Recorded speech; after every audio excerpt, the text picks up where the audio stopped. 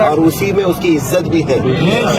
آپ کو ایک بات میں بتا دوں، ایک بات، آج یہاں پر سرکار غریب نواز رضی اللہ تعالیٰ عنہ نے ایک بار جس کو غلامی میں قبول کر لیا نا، ایک بار میں توجہ چاہتا ہوں، شہر میں آپ بھی ہیں، یہ خدام میں سے ہیں، آپ سے میں کہتا ہوں یہ جو پورے خدام کا آپ یہاں پر ایک انجمن دیکھ رہے ہیں، جگہ جگہ آپ کو یہ نظر آئیں گے، یہ کس کی اولاد ہے؟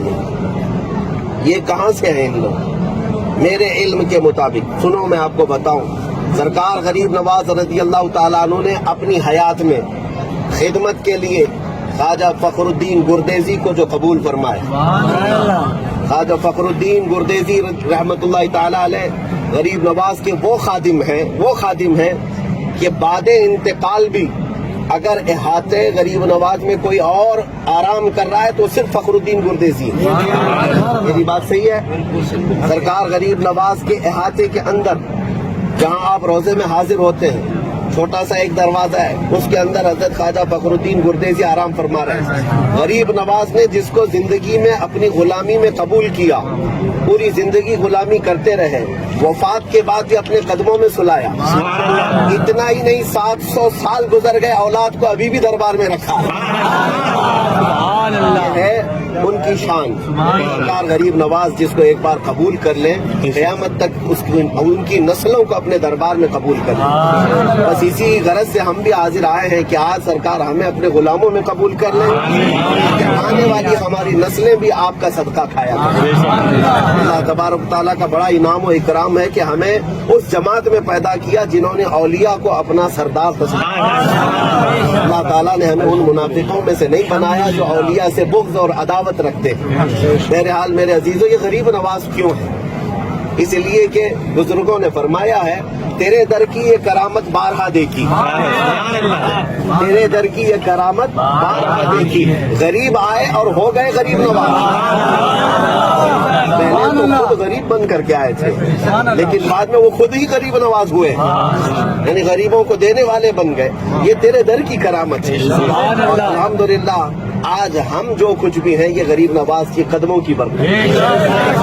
ہماری زبان اپنے آپ سے نہیں چل سکتی جب تک ان اولیاء کی پشت پناہی نہیں۔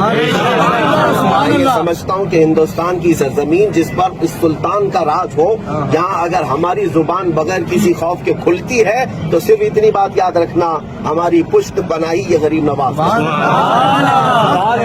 ایک بار ان کے پیر و مرشد خواجہ عثمان ہارونی نے اپنے شاگردوں کو بلایا، جس میں غریب نواز بھی ہیں، خواجہ حمید الدین بھی ہے، اور بھی کئی اولیاء کاملین جو ان کے وقت کے تھے، سب کو بلایا۔ توجہ چاہتا ہوں کہ غریب نواز کیوں ہے؟ بلایا اور کہا کہ تم اپنے اپنے مجاہدے اپنی اپنی عبادتوں میں کہاں تک پہنچے، کہاں تک تمہاری طاقتیں اور تصرفات پہنچی، مجھے دکھاؤ۔ تو ان کے ہم عصر جو اولیاء تھے سبوں نے اپنی اپنی کرامتیں دکھائی۔ ایک بزرگ نے اپنے مسلح کے نیچے سے سونے کے سکے نکالے اور رکھ دیا کہ حضور جب چاہوں سونے کے سکے میں نکال کر حاضر ہوں۔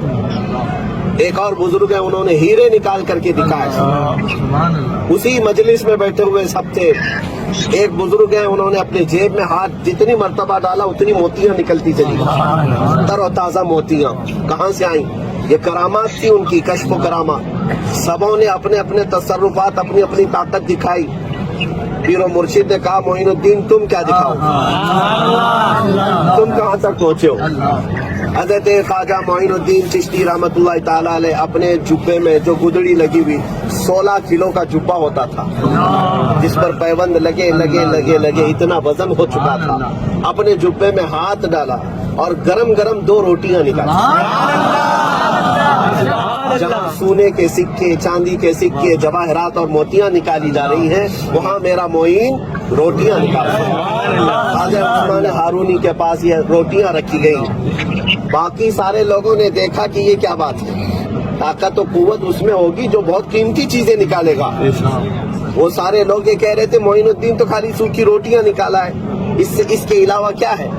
اسی اثنا میں یہ مجلس اولیاء کی چل رہی تھی۔ دروازے پر ایک فقیر نے آواز دی، کہ میں بڑا بھوکا ہوں، یہ اہل اللہ کا گھر ہے، یہاں اللہ والے لوگ رہتے ہیں، کوئی مجھے کھلا دے۔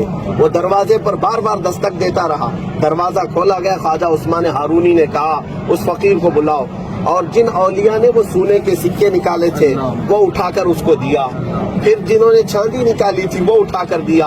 وہ فقیر کہنے لگا مجھے ان تمام چیزوں کی ضرورت نہیں، بھوک لگی ہے۔ سونے کے سکے بھی اس نے چھوڑ دیا، موتیاں چھوڑ دی، کہا مجھے بھوک لگی ہے، کیا چاہیے؟ کہا جو آپ کی گود میں جو 2 روٹیاں وہ مجھے ہارونی نے فرمایا سبوں نے اپنی اپنی طاقت کے مطابق سونے چاندی جواہرات موتیاں نکالی، میرا معین وہ نکالا جو رسول اللہ کی امت کی ضرورت ہے۔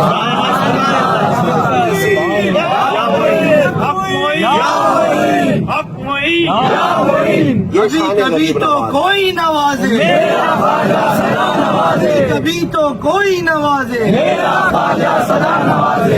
یہ ہے شان غریب نواز، اس پر آپ کو غریب نواز کا لقب بھی اولیاء کاملین کے درمیان مشتہر ہوا۔ عزیزان گرامی، میں آپ سے یہ کہنا چاہتا ہوں کہ یہاں آنے کے اور یہاں کے دربار کے آداب یہ ہیں